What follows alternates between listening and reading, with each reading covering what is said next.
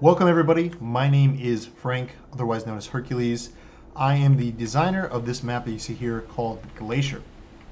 Glacier is a map set in the frozen north of our game Pirates, Vikings and Knights 2. This map has frozen chests, frozen water, and this central iceberg here that players are going to be fighting over. The purpose of this video here is we're going to be taking a dive into the design of this map, kind of how we got here. If you're not familiar with PvK, PvK is a free-to-play action game where you play as one of three factions to fight each other. You can pick a class from that faction, as you see here, and it's pretty fun. You just jump in, fight each other, play different game modes and things like that. And this map here, Glacier, features the game mode Booty. So we're going to be taking a look at how all this stuff works, but Glacier has a bit of a history to it. And we're going to be looking at that as well, kind of where it got started and kind of all the different iterations and things like that before we got here. I was also the environment artist on this map, so we're not really going to be taking a look at sort of the making of and how all the artwork and everything got created, just focusing on the design like I have in my other videos. So with that said, we are going to be jumping over to the first build that I was given when I started working on Glacier. And we're going to be talking about how that one sort of didn't work and why you sort of see such a giant change. So let's jump into that and just get into the design of this thing. All right, so I mentioned before we were going to talk about the original design of Glacier. As you can see here, this was the original design. This was made for a map contest we hosted back in 2007, so almost 13 years ago. It was quite a long time that this map has been basically in development. But in 2007, we had this competition where a user paired to war came up with a map called Glacier. And you can see here where it started. And you can see kind of why it won. It had a really awesome aesthetic to it, but ultimately, this version didn't really work well for PvK. There are some issues that we're going to talk about shortly and briefly as why this just didn't really work out and what came from this that eventually evolved into the finished version of Glacier. A little bit of background here. The current version that's in the game now started in 2015 is when I kind of joined and took over. So quite a long time from 2007 to 2015. It was kind of like in a dead zone for a long time. A couple mappers tried to take over and build it, but ultimately there's a lot of roadblocks that sort of got this map kind of stuck in the mud. But it's a really cool idea, this map set in the frozen north, all ice and snow and rock and cool water and all this really cool things. We don't really have a map that's quite like it. So I really personally love the aesthetic of it, so I really wanted to take over once I saw this and saw that. Never really got to see light of day. So we're going to figure out why this map didn't really work.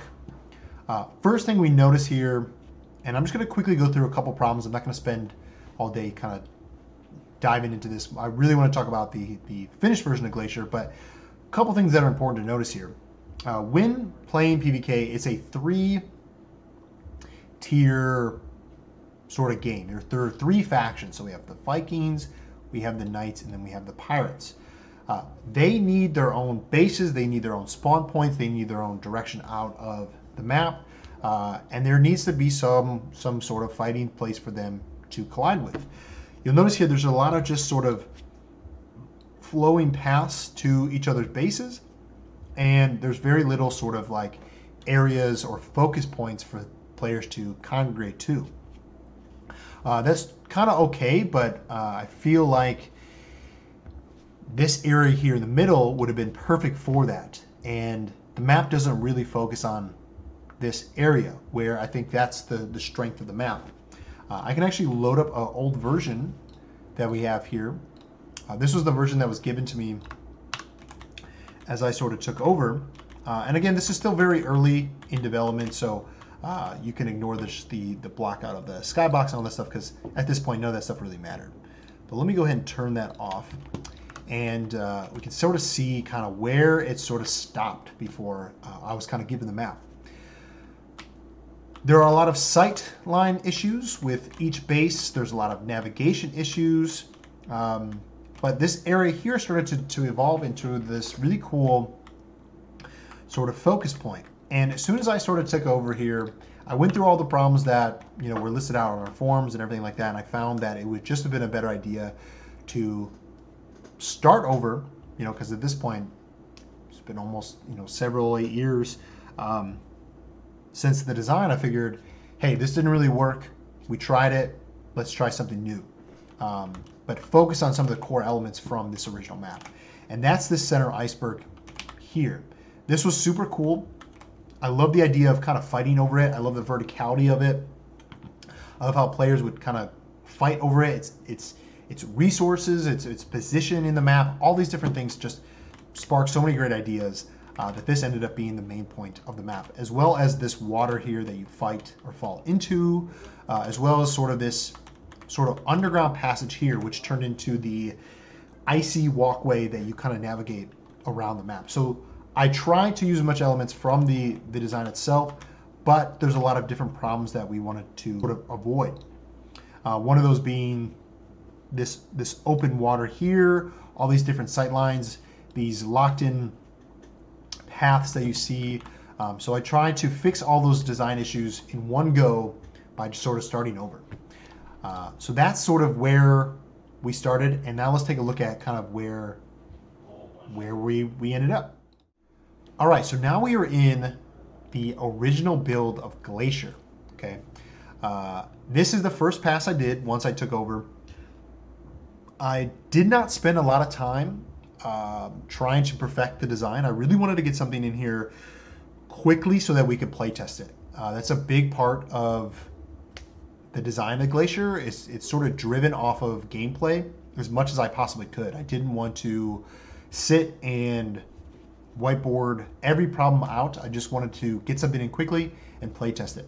So even though there were a lot of problems with this first design, it was actually super fun to play and super interesting. And I took what I liked about that first map, brought it in here quickly, and I said, hey guys, let's take a look at this and see how this works, and then go from there.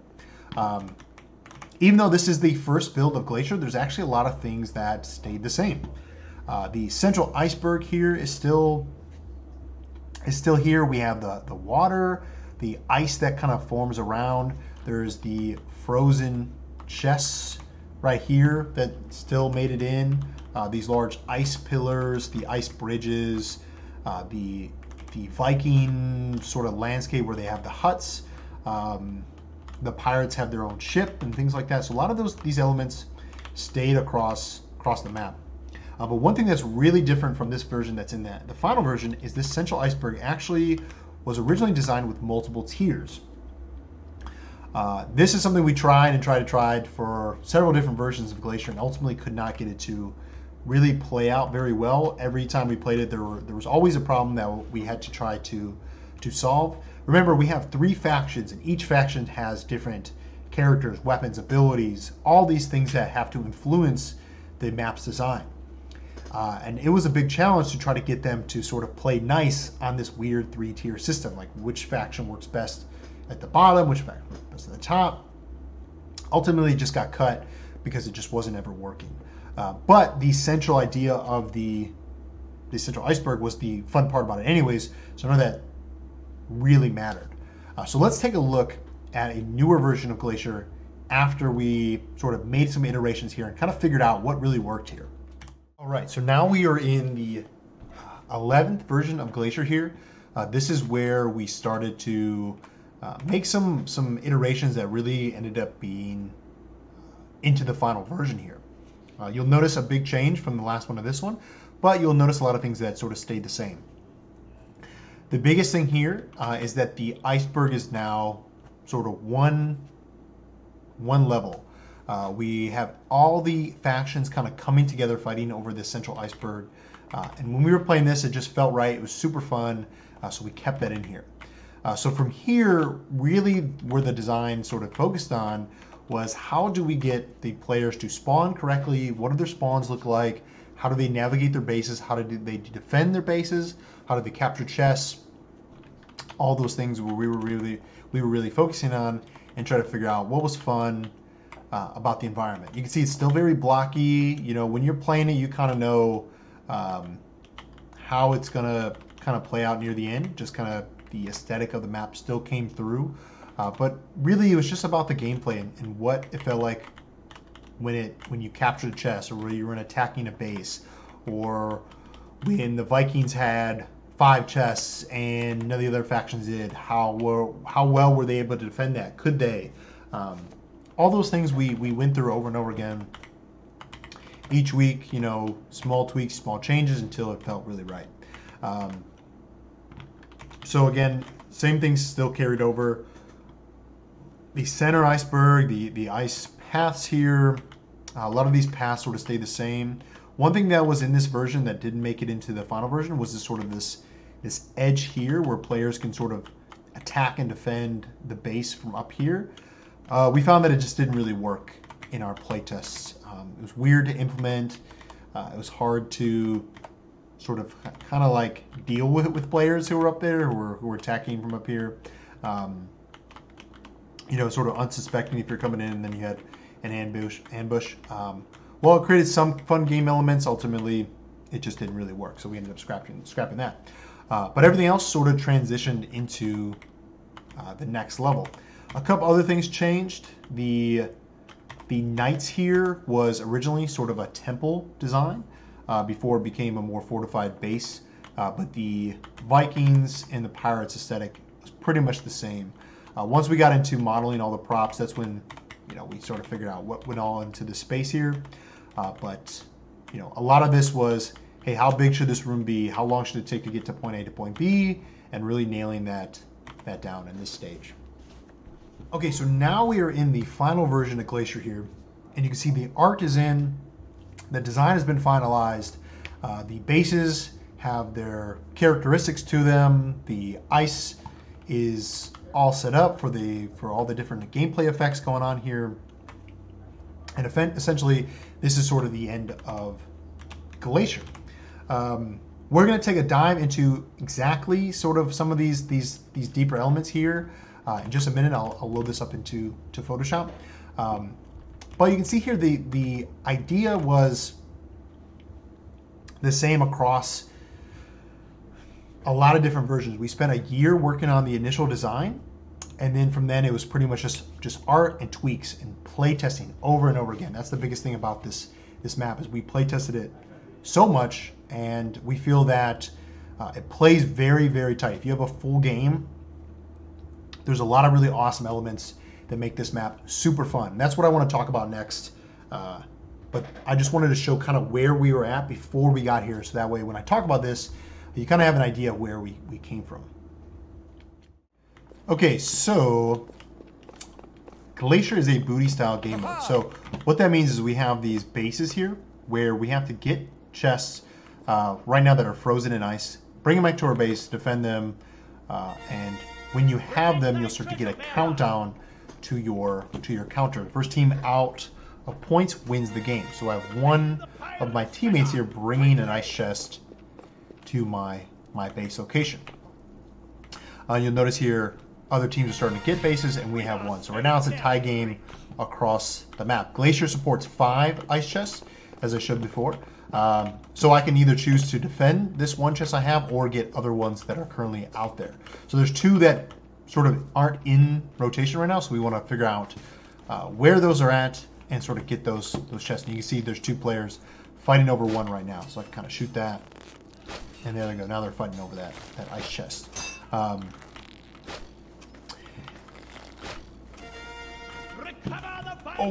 So the Vikings right now are winning, so maybe I'll decide, hey, I should go there and capture that chest. So I can go and take their chests, bring them back to mine. So think of this as a dynamic capture the flag game. And I have to just, couldn't really hold it. So now we are going to take a look at the top-down design of Glacier. So when you load into the map and it starts the game, players are going to start in their base, so each faction is in their own sort of area. When you spawn, the first thing you're going to be doing is moving towards one of these ice chests that are frozen here. So I'll mark these on the map. There are 5 of them that are in the map. Players need to break the ice out of the chests in order to sort of grab them and then return them essentially back to their their base. And as we took a look a minute ago on how the map sort of works and how the game mode works, that's sort of the back and forth playstyle of the map. You pick a route, you go down, you try to get the chest either from this central area at the start, or maybe one of these side routes, or go into an enemy base to grab them. So the map here really focuses on letting players fight over these chests at the start, and each base doesn't start with any, and they have to earn them and bring them to their base. So again, the center point really drives the design of everything. There are 2 chests here, and it's sort of the fastest route from the spawn and to any base. So this is sort of the main route the players are going to be following when they're trying to steal chests from the enemy's bases. This is the most dangerous route. This route here, it's easy to fall off the edge here. Players can get shot from below. So even though it is the fastest, you have to consider how dangerous it might be to bring a chest that you capture here through this way and this way. Which makes this map really strong is the use of communication through teams. So if you're a player in the middle defending it and your teammate grabs a chest from the pirates, you can say, hey, we own the middle, come down the middle. If not, hey, maybe it's not a good idea to go this way, and it's a good idea to go the route of the pirates, or sorry, out on the right.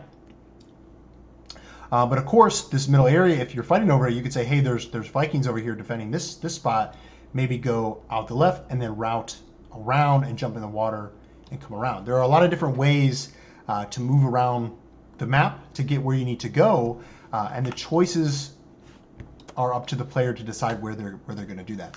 And that was one of the key elements to this map, was giving players choices at all times when they're fighting, when they're defending, when they're deciding what to do, and really allow team play to shine through as well.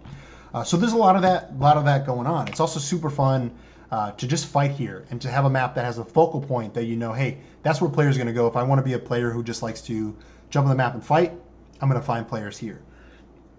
If I'm a map that's just trying to avoid conflict, maybe I'll take a side route and try to hide from the enemy players, or I have fun just shooting players from below and trying to take out players as they're trying to move across these ice bridges, which is a pretty difficult thing to do. So there's a lot of different elements and play styles that are taking place here that the map supports. So again, just a quick look at the paths here.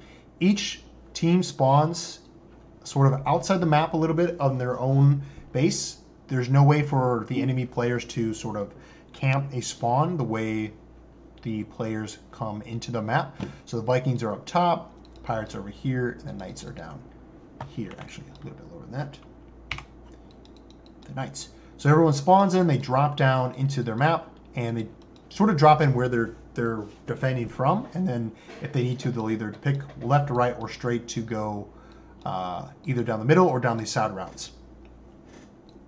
Again, it's all up to the player and how they decide to move across the map, and I think that really shines through in the final version.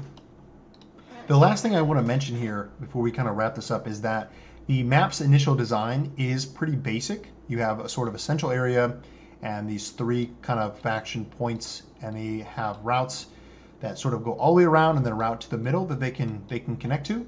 But what makes it kind of really interesting is this ice barrier here and the water that really changes up a lot of the navigation as you move through it. So while it might seem simple at first, when you get into it, it really allows a lot of different play styles and choices to be made. But the biggest thing in here is that it doesn't really matter how the layout sort of is. What's really important is the balance between the factions. How well does one faction defend against another? Is there an imbalance? Is it fun to play against? And I think we really answered those questions really well and made something that is fun to play, feels balanced, has a cool aesthetic. Overall, really cool. So yeah, I'm really glad that I got to sort of finish this map and kind of go through the history here with you guys. From 2007 all the way to 2020. It's come a long way, but I'm glad that it is finally now playable, and you guys can play right now on Steam. You can log in and play Glacier on Pirates, Vikings and Knights 2 for free. And love to hear what you guys think about the map. And yeah, guys, I'll see you guys online.